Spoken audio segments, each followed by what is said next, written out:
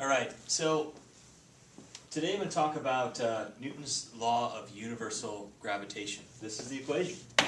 That's what he turned out. That's what made him so popular, because it basically unified the heavens and the earth. It explains why the planets move through the sky and why the apples drop off the tree. So I'm just going to go through the terms, and I'm going to try and describe some different scenarios using this equation. F equals the force of gravity.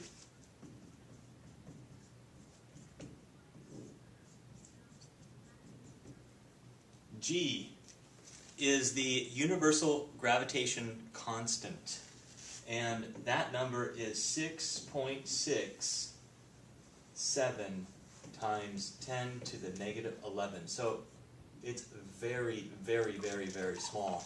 The universal gravitation constant is the same everywhere in the universe. That's what constant means. So if you go to the other side of the universe, this number is describing the same force there as it describes here. So this number here is a constant. That's what it means to be a constant. M1, okay, that's simple. That's the mass of one object. Any mass, any object. Okay, so we'll call that mass number 1. M2, same. It's the mass number 2.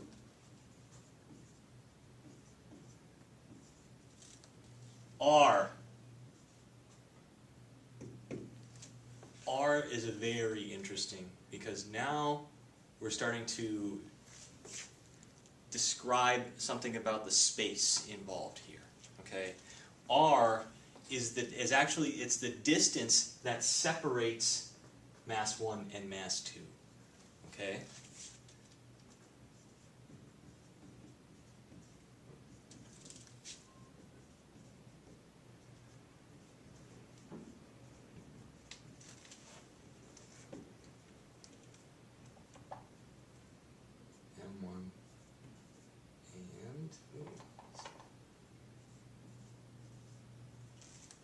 So R is the distance that separates M1 and M2.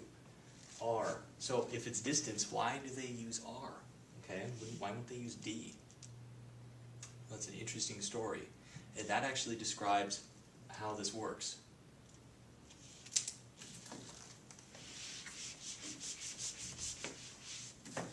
So basically, here's what's going on. We've got two masses, M1 and M2.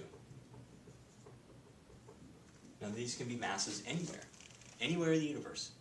These two masses are separated by this distance. And we'll just call that D for now.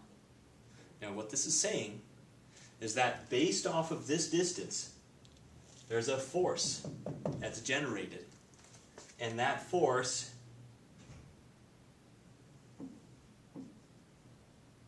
is a force of attraction. They're pulling on each other. Now here's what's going on. M1 and M2 are both emitting a force field.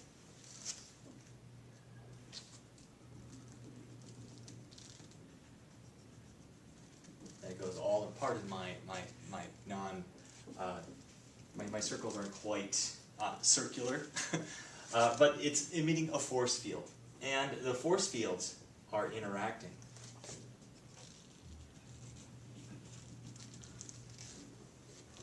Now what this does is this generation of the force field and the interaction of the force field, that's what's causing that gravitational force. And so what happens here is this M2 and M1, they're actually the center of the force field. They're the center of this gigantic sphere.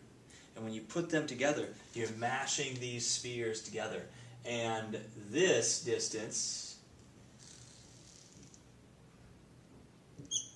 and this distance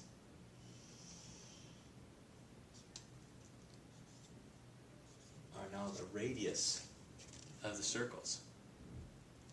And so R2 is actually just R times R. That's why the D term doesn't really work out. It's not descriptive of what's actually happening. It's the radius of the force fields. That's what's causing this gravitational force to build up. It's determining the strength of the gravitational force. So the things that determine the strength of all gravity in the universe is the size of the masses, the radius of each force field, or the distance separating the masses, that's the easy way of thinking about it, and the universal gravitation constant.